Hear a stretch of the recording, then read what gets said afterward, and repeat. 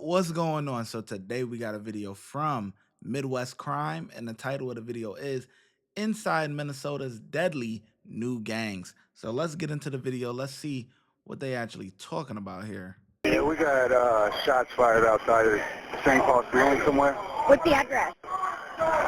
1045, 245 Hudson. Here's how a relatively new gang was connected to a targeted drive-by shooting that shattered the calm of what was supposed to be a normal night out in St. Paul.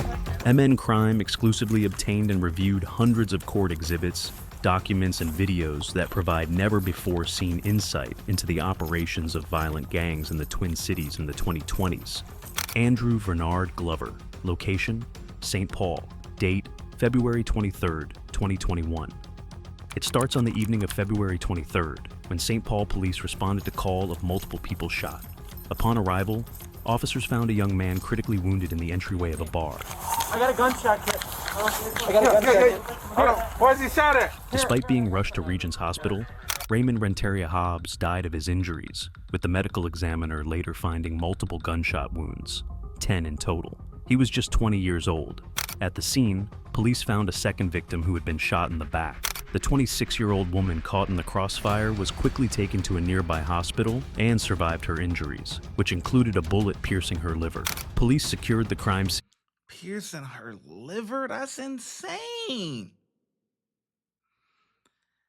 I know crime happens, all the time or whatever, but back in the day, I feel like the old heads, they wasn't doing stuff to women and children, you know what I mean? Like, how the hell?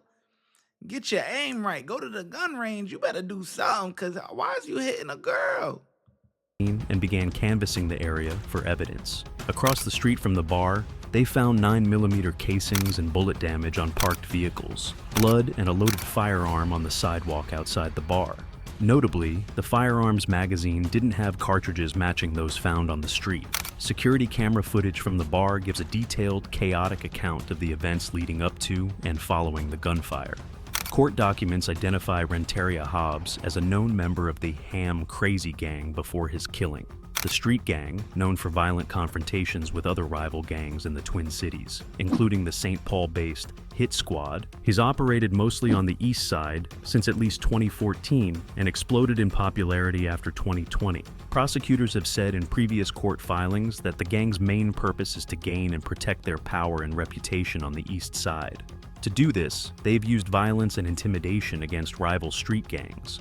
A long simmering gang war saw Ham Crazy members conspiring to obtain at least a dozen firearms during a 3-year period, some stolen and without serial numbers.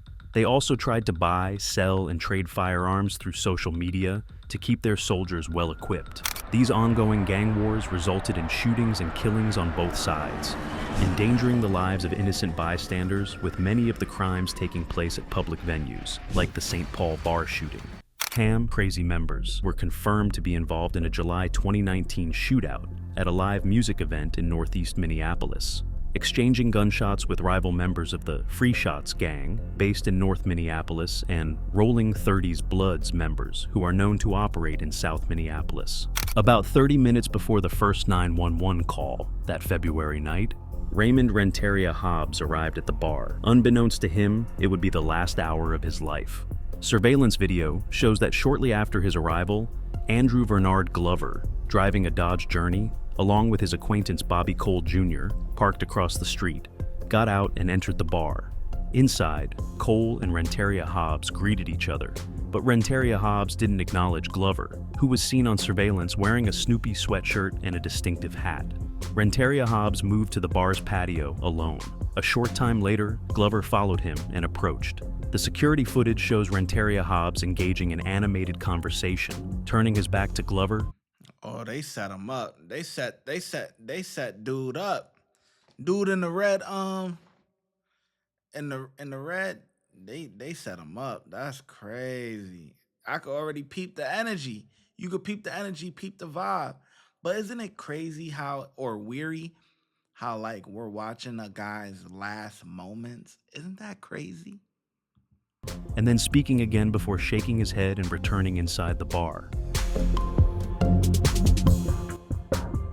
Glover followed him back inside and appeared to be watching Renteria Hobbs, making several attempts to gain his attention. The two men returned to the patio briefly before going back inside.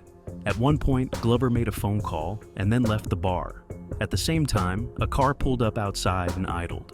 Glover approached this car, talked briefly with someone, and then walked away as the car drove off.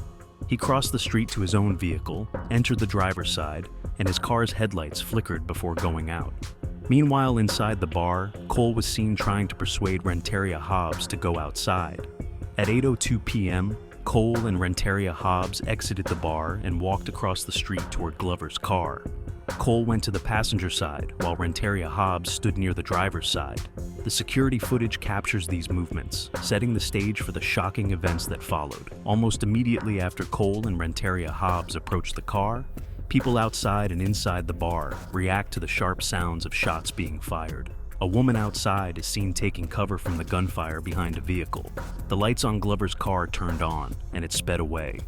The surveillance footage shows Renteria Hobbs stumble towards the bar, with a firearm falling onto the sidewalk. The victim enters the bar's vestibule and collapses. 911 calls began at 8:03 p.m. Fire medical. Hi, this is police. We're going to 1045 Hudson Road. There's somebody's possibly shot. Okay, where's the victim? Are they inside? And first responders arrived just minutes later at 8:07 p.m. Attempting to ID the shooter, officers searched for recent incidents involving a Dodge Journey, which led them to a recent traffic stop involving Glover, whose appearance matched that of the suspected shooter from the security footage. It was their first break in the case. Officers arrested Glover just 2 days. Man, good for him. Sit your ass. Go to jail for the rest of your life, dummy. You dumb. Fighting for over a gang. Gangs is stupid to me, man. I'm sorry. I'm sorry. I get it. You know, they start recruiting at a young age, and you may be missing some guidance or whatever at home. Maybe not got a father figure at home or whatever. So you trying to be accepted in an organization or whatever the case may be. But gangs is so stupid to me because you fighting to protect your block in the gang's reputation. But in reality, what does that mean? Absolutely nothing. You don't own the block. You ain't owning no property, nothing, right? When you get jammed up, they don't care about you. They're just there to get you to go on these dummy missions. And you a dummy. You crash out. You crashed out. Now you ruined your life. Over what? What? Nothing. After the shooting, near a vehicle matching the description of the vehicle seen outside the bar. Incredibly, at the time of his arrest, Glover was wearing the same Snoopy sweatshirt shown in the bar's security footage. Dummy. Investigators interrogated Glover, and he admitted that he was at the bar on the night of the shooting. You were at Saloon around 9:30, 10. You remember what happened there? I swear, we outside a few people in their cars. Yeah. To be honest, I went to go roll a blunt. Yep. And then I got ready to leave, and that was it. All I knew was cars skirting off and gunshots. So you know these cats, but you don't know who they are? I don't know the names. It's a typical, hey, what's up? But you've seen them before? They always in the bar. Glover repeatedly denied any association with Bobby Cole. You have you on camera coming with this guy. No, that guy was outside. He never came in my car, sir. Right, well, he walked out with your little brother's friend. Hey, And they walked to your car. they walked. I seen. Listen, didn't nobody get in my car. Gunshots go off. I skirts off. Didn't know. We got video of it. Okay? Didn't nobody get in my car. That's why. That's why. I'm telling you. We've got video of him walking out there to your car, and this guy walks out there with him. Okay? He never got in my car, sir. He outside with the girl. He was in a bar talking to What's the his girl. name? I don't know him. I never saw him. That's what I'm saying. You don't know him? He's from Chicago. He knows you? I don't know who the he is. police impounded Glover's car, and, after obtaining a search warrant, they examined it for gunshot residue, fingerprints, and DNA samples. Testing identified gunshot residue in the vehicle, which indicated that someone in or nearby shot a firearm, or someone had gunshot residue on them when they got inside. Forensic specialists matched Glover's fingerprints to prints lifted from the car, but didn't match any to Cole. Police executed a search warrant at Glover's residence, specifically for clothes he wore during the shooting and for the murder weapon. At the residence, officers discovered the hat Glover wore the night of the shooting, a loaded Burst of Thunder .380 handgun wrapped in a rag on a top shelf, and rounds of 9mm and .22 caliber ammunition. DNA testing on the grip of the firearm revealed a mixture of DNA from 3 or more individuals, with Glover's DNA profile as a major contributor. Notably, a Burst of .380 cannot fire 9mm rounds like those used in the shooting. For this reason, the 9mm ammunition was relevant in finding that Glover possessed the type of firearm used in the murder, a weapon that was never found. Glover's attorney moved to suppress this evidence, including the Snoopy sweatshirt, arguing that the officers lacked probable cause to believe he had committed a crime. The defense also moved to suppress the evidence found during the search of his home, including the hat and 9mm ammunition, arguing that law enforcement misrepresented information in the search warrant application.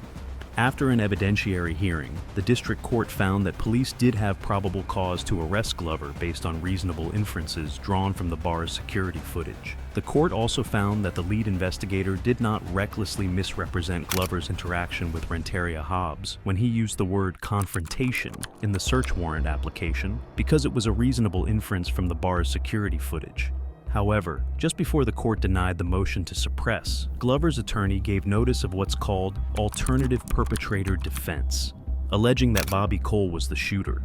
Glover also moved to introduce evidence of Cole's prior crimes, including a 2017 incident, resulting in Cole's conviction for threats of violence, in which Cole kicked in his girlfriend's front door, hit her with his cane, and threatened to have his mom bring a gun over and shoot her, and a 2019 incident resulting in Cole's conviction for first-degree aggravated robbery, in which he and an accomplice robbed a victim at gunpoint on the light rail in St. Paul.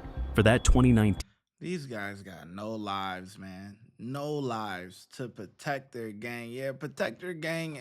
Not do that in prison now. Now go to prison. Do that there. All these... And these ain't even, I never even heard of these gangs before. Like, these must be like local Minneapolis. How do you Minneapolis? Minneapolis. that must be them local gangs, cause I ain't heard of none of those, boy. Incident, Cole was only sentenced to probation.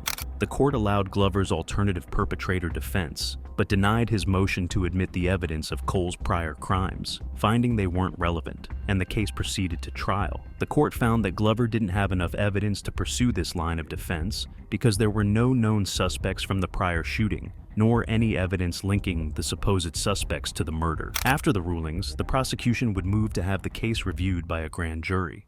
Grand jury proceedings took up much of the summer and fall and rendered a decision in late 2021. This would be a key turn in the case, as the grand jury opted to indict both Glover and his co-defendant Cole Jr., who was the passenger in the vehicle. Prosecutors would use the indictment of the passenger to enter into a plea agreement with him, dropping some charges in exchange for an 18-year sentence. Under Minnesota law, defendants typically serve 2/3 of their sentence, so it equated to roughly 12 years behind bars for Cole. In the meantime, prosecutors worked hard to build a first-degree, premeditated murder case against Glover. Prosecutors believed Glover to be the shooter in a target. So now he got a plea for 12 years, but I wonder if he's gonna turn on this guy and testify. Is that a part of the plea agreement? Premeditated murder, but Glover continued to maintain his innocence. After more than 2 years elapsed, Glover's case went before a jury in September 2023, with his defense attorney arguing he was not the gunman, but jurors quickly returned a verdict, finding him guilty of first-degree murder and drive-by shooting. By law, he was automatically sentenced to life in prison in October. he has the possibility of parole after 30 years. Generally, first-degree murder in Minnesota requires a life sentence without parole. However, any murder involving a drive-by shooting automatically constitutes first-degree murder, but also allows for parole after 30 years. Glover's attorney says he's continued to maintain his innocence, that he didn't pull the trigger. An appeal was filed in January 2023, but his conviction was upheld in April 2024. In July 2024, this channel won a request to have the full records released. Glover has 9 prior felony convictions, including 3 for possession of a firearm by an ineligible person in 2003, 2007, and 2011. As for a motive, the initial charging documents say there were rumors at the time that Renteria Hobbs had been suspected of stealing a gun, but as long as Glover maintains his innocence, we may never know. But for the communities affected by gun and gang violence like this, and for those in the bar that night, life certainly won't ever be the same. Wow, that was crazy. That was a good video. That was a really good video. Yeah, I don't understand the whole gang thing. I really don't. I don't get it. Good job. You stood up for your community of whatever, your friends, gang, whatever. You stood up for your block. Sit the rest of your life in jail. Like we'll see you in 30 years. If you're lucky. Yeah, dummy. Come on, life is a precious thing, man. I don't care if you homeless, man. I'd rather be homeless, whatever, than to be sitting in prison for the rest of my life. Like that's insane. That night we literally watched you throw your life away. Dummy. Anyway, this was a great video. I ain't gonna lie. They did their thing, man. Good documentary. I'll catch you in the next video. Watch when I get in the mood. No time for the fakes. When you see me, I see you, no FaceTime. Shoot my shot, green beam. 2K shit that get a nigga lean.